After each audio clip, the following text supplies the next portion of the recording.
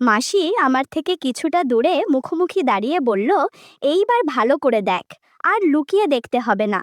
আমি তো অবাক হয়ে গেলাম। এত বড় তরমুজ আগে কখনো দেখিনি। হুঁক ছিঁড়ে বেরিয়ে আসতে চাইছে। সেদিন ক্ষেতের মধ্যে যা হলো তা কোনো দিন ভুলবো না। আমার নাম বাবুয়া। সবাই আমাকে বাবু বলেই ডাকে। আমার বয়স 21 বছর। কলেজে পড়ছি। আমি বাবা মায়ের একমাত্র সন্তান। আমরা গ্রামে থাকি। আমাদের গ্রামে বেশ কিছু বিঘা জমি আছে। সেই জমিতে চাষ করা হয়। আমার বাবার একটা ছোট মুদিখানা দোকান আছে। বাবা দোকান চালায় আর কয়েকটা লোক রেখেছে জমি চাষ করার জন্য। যেহেতু বাবা দোকান চালায়, তাই মাঝে মাঝে জমিতে গিয়ে দেখাশোনা করে। তবে বেশিরভাগ সময় আমার মা জমিতে যায় আর সব কিছু দেখে। আমি পড়াশোনা করছি, তাই জমির চাষবাস নিয়ে মাথা ঘামাই না। অল্প বয়স থেকেই বিবাহিত মহিলাদের প্রতি আমার একটু দুর্বলতা আছে। এমনি একজন হচ্ছে মিতা মাসি। বয়স 40 বছর হবে। মিতা মাসির 2 মেয়ে। 2 বছর আগে এক মেয়ের বিয়ে হয়ে গেছে, আর এক মেয়ের বয়স 20 বছর। গরিব বলে মিতা মাসির মেয়ের লেখাপড়া হয়নি, তাই বাড়িতেই থাকে আর সব কাজকর্ম করে। মায়ের মুখে শুনেছিলাম যে মিতা মাসির স্বামী নাকি লাল পানি খেয়ে মাসিকে খুব মারধর করত। তাই মাসি ওর স্বামীকে ছেড়ে 2 মেয়ে নিয়ে বাপের বাড়িতে চলে এসেছে। তারপর থেকে মাসি বাইরে কাজ করে সংসার চালায়। এখন মাসি আমাদের জমিতেই সারা বছর কাজ করে। মাসিকে দেখতে সুন্দর না হলেও চেহারাটা দেখার মতো। গায়ের রং চাপা হলেও বেশ আকর্ষণীয়। মাঠে কাজ করার সময় অনেক লোকই তার দিকে তাকিয়ে থাকে। গাছের তরমুজ খুবই সুস্বাদু, যে কেউ খেতে চায়। একদিন বেলা 11টার সময় একটা ব্যাগে কিছু সার দিয়ে মা আমাকে জমিতে যেতে বলল। আমি মায়ের কথা মতো ব্যাগটা নিয়ে জমিতে যাই। জমিতে গিয়ে দেখলাম 4 জন কাজ করছে। 4 জনের মধ্যে 3 জন গ্রামের লোক আর মিতা মাসি। গরমকাল, খুব গরম পড়েছে, তাই 4 জনেই ঘেমে এক আকার হয়ে গেছে। আমাকে দেখে মিতা মাসি হেসে বলল, আরে বাবু, কি ব্যাপার, তুই এখানে? আমি বললাম, মা আমাকে পাঠালো, এই ব্যাগে সার আছে, নিয়ে এসেছি। মাসি বলল, আরে সার নিয়ে আসতে হবে, সেটা তো তোর মা আমাদের বললেই গিয়ে নিয়ে আসতাম। তাহলে তোকে এই রোদে কষ্ট করে হেঁটে নিয়ে আসতে হতো না। মাসি এসে আমার হাত থেকে ব্যাগটা নিয়ে একটা কাজের লোককে ডেকে সার দেবার নিয়ম সব বুঝিয়ে দিল। আমি বললাম, তাহলে এবার আমি যাই? মাসি বলল, এত দূর থেকে হেঁটে এসেছিস, এক্ষুনি যেতে হবে না। যা ওই গাছের নিচে বসে একটু বিশ্রাম নিয়ে তারপর যাবি, বলে আবার জমিতে নেমে গেল। আমি একটা বড় গাছের নিচে ছায়াতে গিয়ে বসলাম। আমি যেখানে বসেছি তার একটু দূরেই মাসি কাজ করছে। মাসি এখন একটা কম দামি পাতলা সিল্কের শাড়ি পরে আছে, কোমরে একটা গামছা বাঁধা। মাসির ব্লাউজটাও বেশ পুরনো মনে হচ্ছে দেখে। মাসি কাজ করছে আর আমি মাসির দিকে তাকিয়ে আছি। হঠাৎ মাসি মুখ তুলে আমার দিকে তাকিয়ে দেখলো। আমি তার দিকেই তাকিয়ে আছি। এরপর মাসি মিচকি হেসে আবার কাজ করতে লাগলো। আমি অবাক হয়ে গেলাম, কারণ আমি যে তরমুজ দেখছি সেটাতে মাসির কোনো ভ্রুক্ষেপই নেই। যেন মনে হচ্ছে কিছুই হয়নি। বন্ধুরা, কিছু বিষয় ইউটিউবের করা নিয়মের কারণে সরাসরি বলা যাচ্ছে না।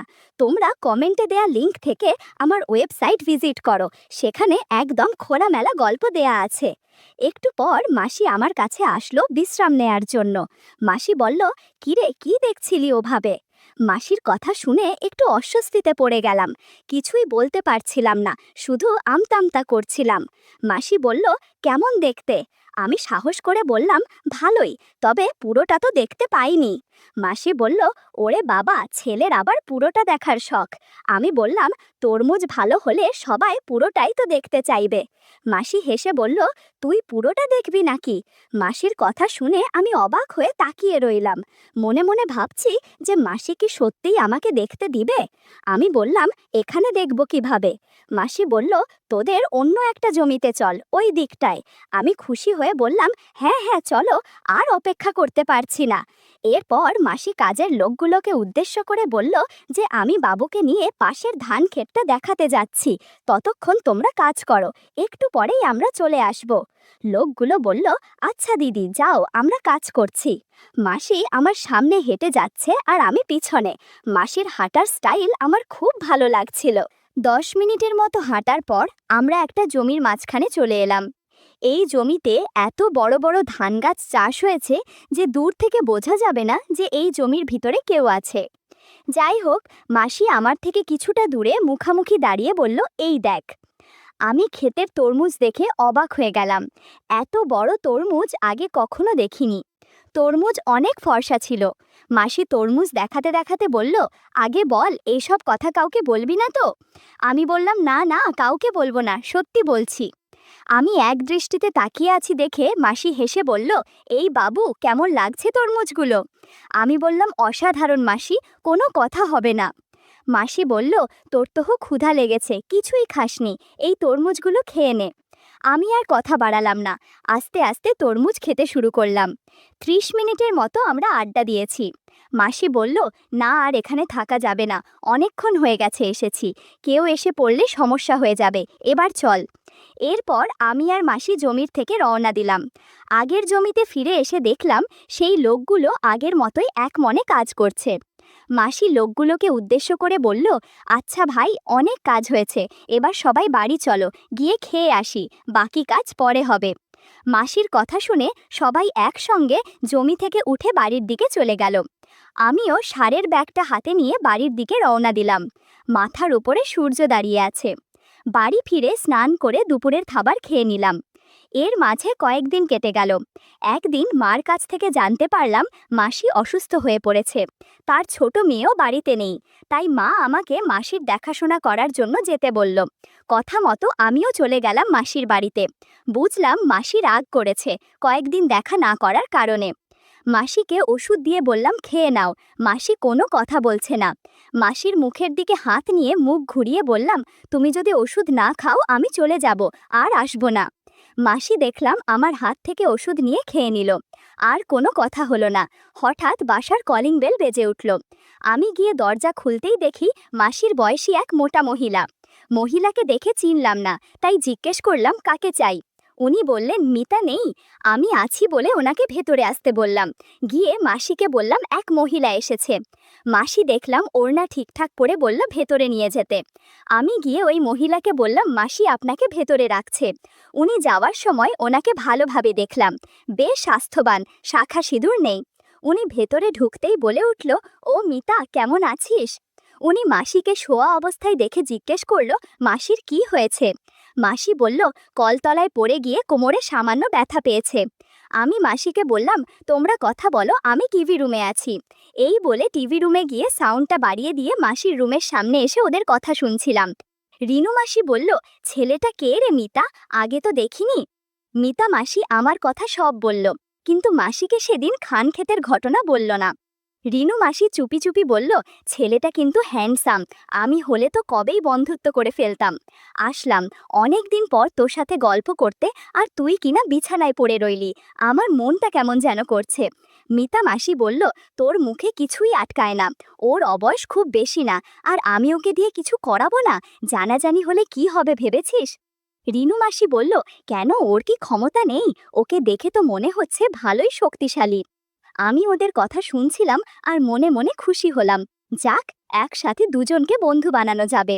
একটু পর আমি টিভি রুমে ফিরে এলাম। কিছুক্ষণ যেতেই আবার বেল বেজে উঠল। খুলে দেখি মা দাঁড়িয়ে। মা ভেতরে ঢুকে মাসির রুমে গেল। আমি মাসিকে বললাম, আমি তাইলে মাসির জন্য কিছু ওষুধ নিয়ে আসি। রিনু মাসি বলল, ওষুধ কোথা থেকে নেবে? আমি ঠিকানা বলতেই রিনু মাসি বলল, ভালোই হলো, পথে আমার বাড়ি পড়বে, আমাকে মামিয়ে তুমি ওষুধ আনতে যেও। বাড়ি থেকে বের হয়ে ট্যাক্সি না পেয়ে রিক্সা নিলাম।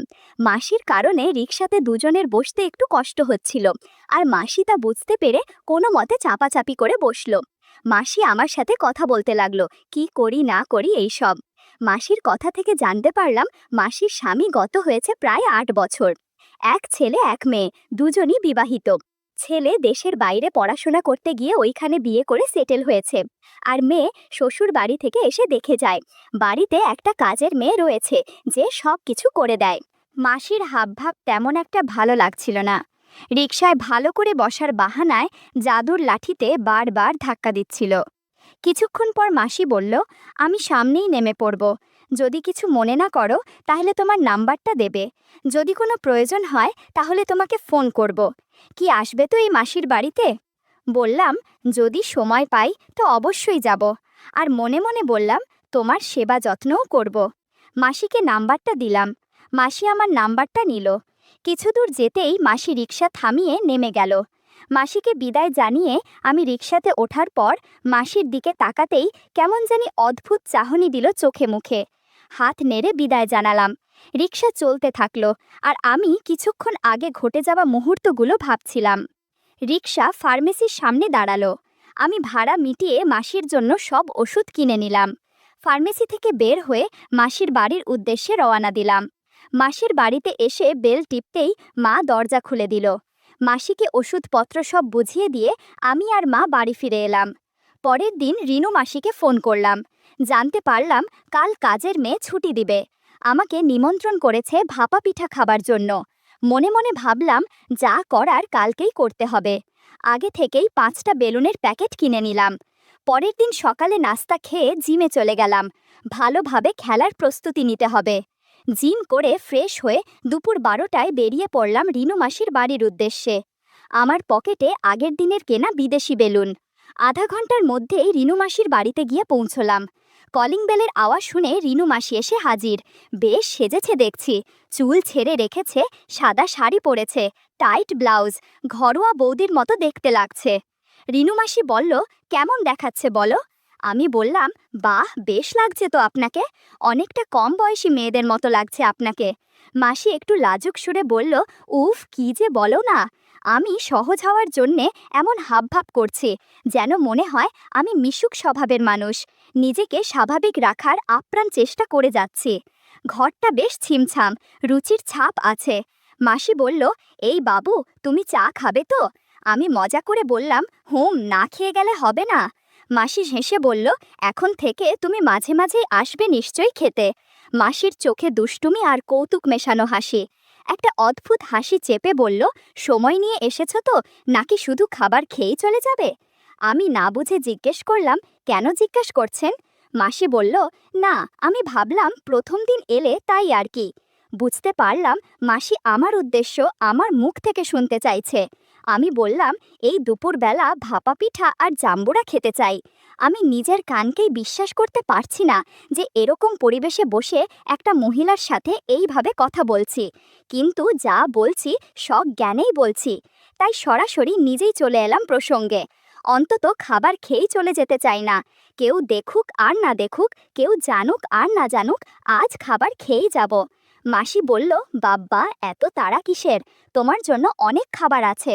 কথাটা বলে মাসি আমার সামনে বসলো আর ভাপা পিঠা এগিয়ে দিয়ে বলল, আস্তে ধীরে খাও। ভাপা পিঠা কম করে হলেও 4 কেজি করে হবে। 1 ঘন্টার মতো খাওয়া দাওয়া করলাম। তাছাড়া মাসিকে জাদুর লাঠি দিয়ে আশীর্বাদও করেছি। কিছুক্ষণ পরে ফ্রেশ হয়ে বাড়ির পথে হাঁটা দিলাম। অনেক ক্লান্ত লাগছিল বলে কখন ঘুমিয়ে পড়েছি তার খেয়াল নেই। পরের দিন সকাল থেকেই মাসির কথা মনে পড়ছিল। কোনো উপায় পাচ্ছিলাম মাসির কাছে যাবার। এমন সময় আসে বলল, সে হাতে ব্যথা পেয়েছে, যে কারণে বাড়ির কাজ ঠিক মতো করতে পারবে না। এজন্য মিতা মাদিকে কয়েক দিনের জন্য আমাদের বাড়িতে কাজ করার জন্য থাকতে বলবে। মায়ের কথা শুনে মন খুশিতে নেচে উঠল। ধান খেতে সেদিনের ঘটনার পর থেকে তেমন কিছুই করার সুযোগ হয়নি।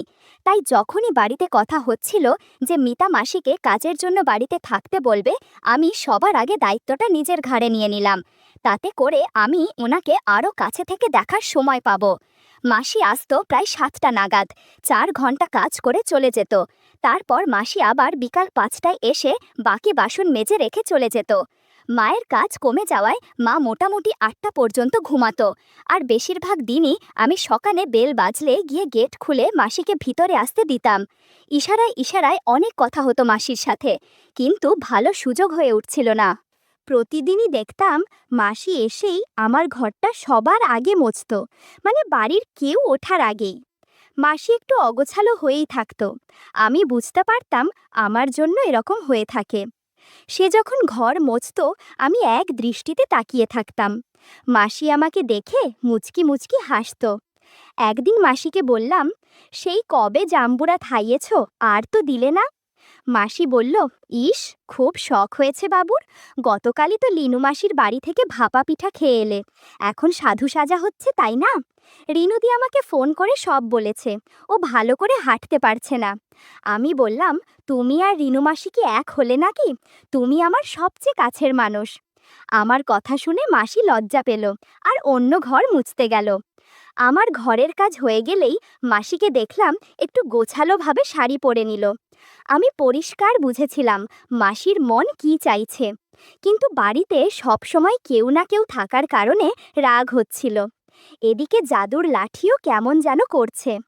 এই করতে করতেই প্রায় 2 মাস কাটল, আর আমার সেই সুবর্ণ সুযোগ এলো। বাবা টিকিট কেটেছে শিলিগুড়ির।